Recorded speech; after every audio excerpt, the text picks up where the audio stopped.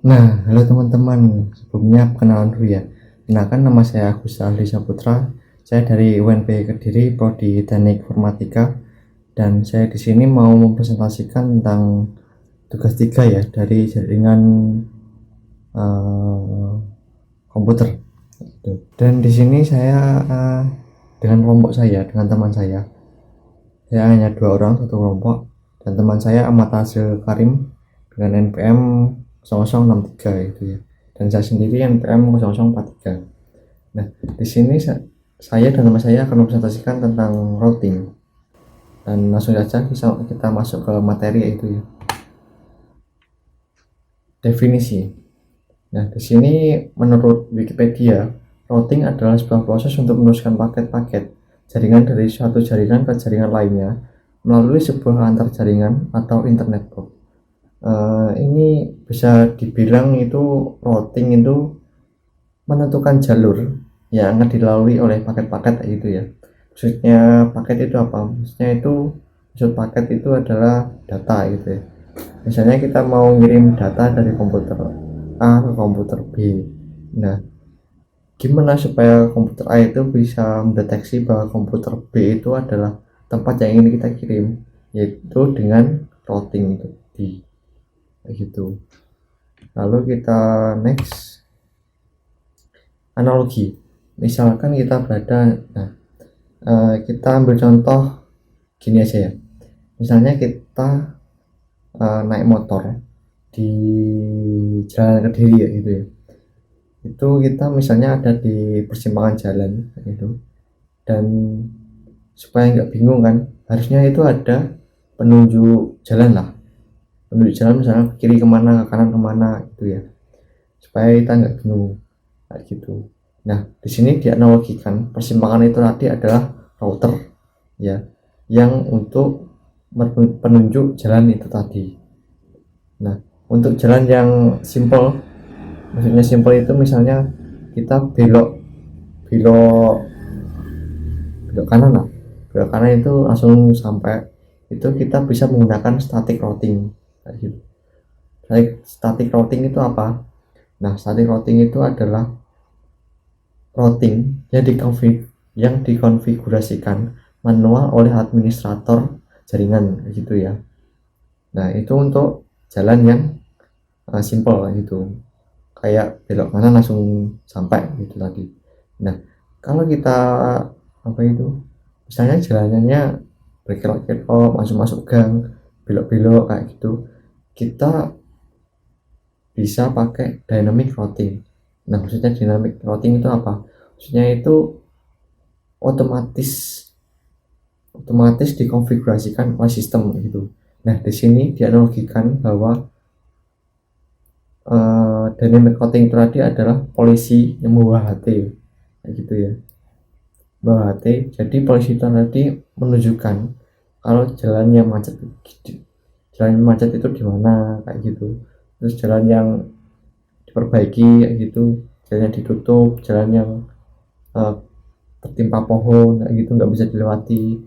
Jadi polisi tadi menunjukkan uh, jalan lain, menunjukkan jalan supaya kita bisa tahu bahwa jalan itu nggak bisa dilewati dan kita harus cari jalan yang lain kayak gitu ya, kayak gitu. Lalu next, nah, tujuan routing membagi atau mendistribusikan IP address baik itu secara statis maupun DHCP pada semua komputer ataupun perangkat yang terhubung ke router tersebut. Nah, kayak itu kayak yang tadi itu, misalnya kita mau mengirim data dari komputer A ke komputer B. Nah, bagaimana supaya komputer A itu tahu bahwa komputer B itu adalah tempat yang ingin kita tuju? Nah, itu pakai routing.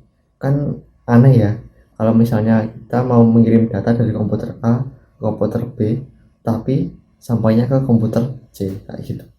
Itu kan aneh, makanya kita perlu routing untuk menentukan alamat lah, alamat setiap komputer kayak gitu ya, biar komputer-komputer itu nggak bingung kalau misalnya kita mau mengirim data dari komputer A ke komputer B ataupun sebaliknya, atau dari komputer ke HP ya gitu ya, baik secara statis maupun DHCP. Nah, statis tadi itu manual ya, dikonfigurasikan manual oleh administrator jaringan.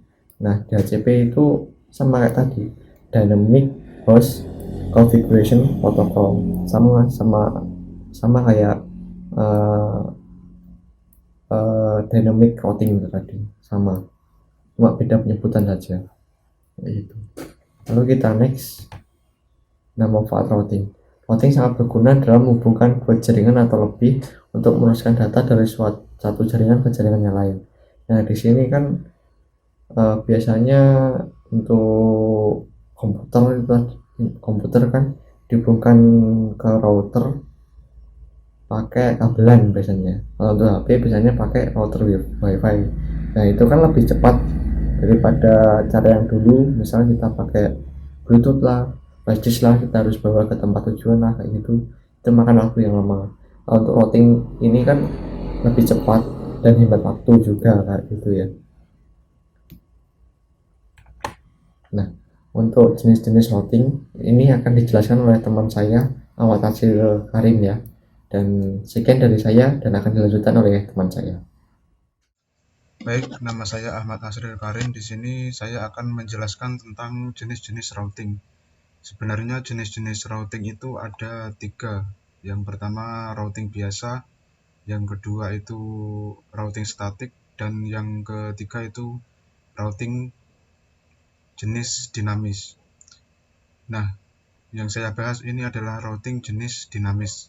Yang mana routing jenis dinamis ini sangat banyak jenisnya atau macam-macamnya. Yang pertama ada RIP atau Routing Information Protocol. Protokol ini menggunakan algoritma distance vector metric yang dilakukan pada protokol ini berdasarkan hop count untuk pemilihan jalur terbaik. Jadi protokol ini jika hop count lebih dari 15, maka paket datagram akan dibuang dan tidak diteruskan. Update routing tabel pada protokol ini akan dilakukan secara broadcast setiap 30 detik. Yang kedua ada IGRP, Interior Gateway Routing Protocol. IGRP memiliki hop maksimum 255,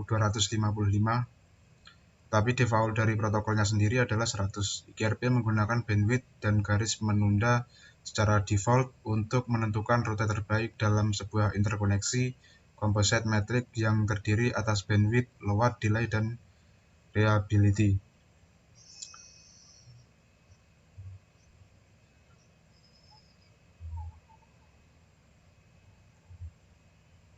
Jadi protokol ini menggunakan algoritma distance vector. Update routing pada protokol ini dilakukan secara broadcast setiap 90 detik. Dan selanjutnya yaitu OSPF, Open Short Path First. OSPF bekerja dengan sebuah algoritma link state yang disebut algoritma Dijkstra atau SPF. Cara kerja dari protokol ini adalah pertama, sebuah pohon dengan jalur terpendek akan dibangun atau sebuah tree, topologi tree. Kemudian routing table akan diisi dengan jalur-jalur terbaik yang dihasilkan dari pohon tersebut atau tree topologi tersebut.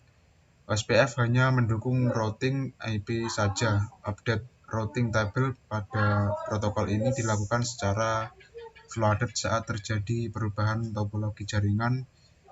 Bisa dibilang SPF ini adalah rute terdistribusi, yaitu sebuah layanan penerjemah antara routing protokol.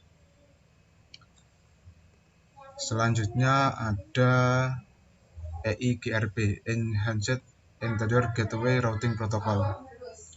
Protokol ini menggunakan algoritma Advanced Distance Vector dan menggunakan cost load balancing yang tidak sama. Algoritma yang dipakai adalah kombinasi antara distance vector dan link state serta menggunakan diffusing update algorithm dual untuk menghitung jalur terpendek.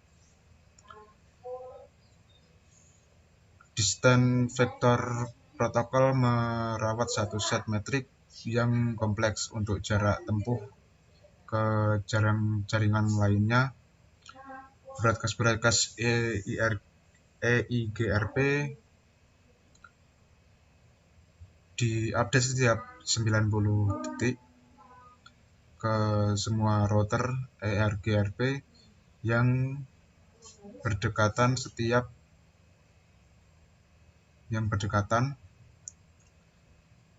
Setiap update hanya memasukkan perubahan jaringan. EIGRP sangat cocok untuk diterapkan pada jaringan komputer yang besar.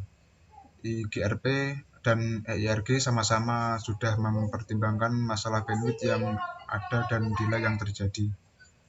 Jadi EIGRP itu hampir sama dengan IGRP. Hanya saja ini lebih enhanced atau lebih termajukan. Lanjut ada BGP, Border Gateway Protocol. Sebagai routing protokol, BGP memiliki kemampuan untuk melakukan pengumpulan rute, pertukaran rute, dan menentukan rute terbaik menuju ke sebuah lokasi dalam sebuah jaringan. Namun yang membedakan BGP dengan routing protokol lain adalah BGP termasuk ke dalam kategori routing protokol jenis exterior gateway protocol atau EGP. Update informasi pada protokol ini akan dikirim melalui koneksi TCP. Protokol ini biasa digunakan sebagai koneksi antara ISP dengan ISP dan atau antara klien dengan klien lainnya. Jadi dalam implementasinya itu protokol ini digunakan untuk membuat rute dalam traffic internet di antara autonomous system. Kemudian lanjut yang terakhir ada intermediate system to intermediate system atau IS. IS adalah protokol yang digunakan pada perangkat jaringan komputer yang berguna untuk menentukan jalur terbaik bagi datagram ketika diarahkan ke tujuan. Lebih lengkapnya didefinisikan dalam ISO International Standard Organization atau IEC 10589/2002 dalam desain referensi OSI, jaringan OSI. Baik, sekian dari saya. Apabila ada kurang lebihnya, saya mohon maaf. Sekian dan terima kasih. Wassalamualaikum warahmatullahi wabarakatuh.